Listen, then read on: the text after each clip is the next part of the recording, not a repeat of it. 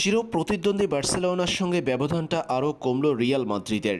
লা লিগার ম্যাচের লেজেন্ডসকে পরাজিত করে এবারের মৌসুমের পয়েন্ট টেবিলে দ্বিতীয় স্থান অর্জন করেছে রিয়াল।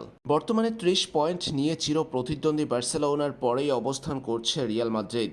শীর্ষে থাকা বার্সেলোনার সঙ্গে রিয়ালের ব্যবধান ৪ পয়েন্টের। লেজেন্ডসের বিপক্ষে ৩-০ গোলের জয়ের দিন গোল করতে না পারলেও কিলিয়ান এমবাপ্পেকে দিয়ে গোল করিয়েছেন ভিনিসিয়াস জুনিয়র। তারকা ব্রাজিলিয়ান এই উইঙ্গারের বাড়ানো বল থেকে দীর্ঘদিন পর গোল করেছেন কিলিয়ান এমবাপ্পে।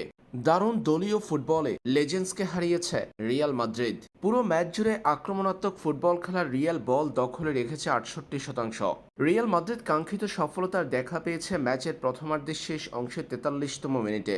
সতীর্থের কাছ থেকে পাওয়া বলটি নিয়ে ক্ষিপ্র গতিতে প্রতিপক্ষের ডিবক্সে ঢুকে পড়েছেন ভিনিসিয়াস জুনিয়র।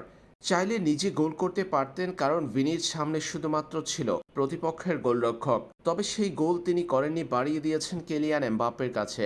দীর্ঘদিন গোল না পাওয়া কিলিয়ান এমবাপ্পেকে দিয়ে গোল করিয়েছেন ভিনি। তখনই এগিয়ে যায় রিয়াল মাদ্রিদ। ১-০ গোলে এগিয়ে থেকে রিয়াল মাদ্রিদ শেষ করে প্রথমার্ধের খেলা। পরে দ্বিতীয়ার্ধ ম্যাচের ৬৬তম মিনিটে বালভের্দের গোলে দলের স্কোর লাইন হয় ২-০। শেষ অংশে ৮৫তম মিনিটে জুড বেলিংহামের গোলে ৩-০ ব্যবধানের জয় নিয়ে মাঠ ছাড়ে রিয়াল মাদ্রিদ।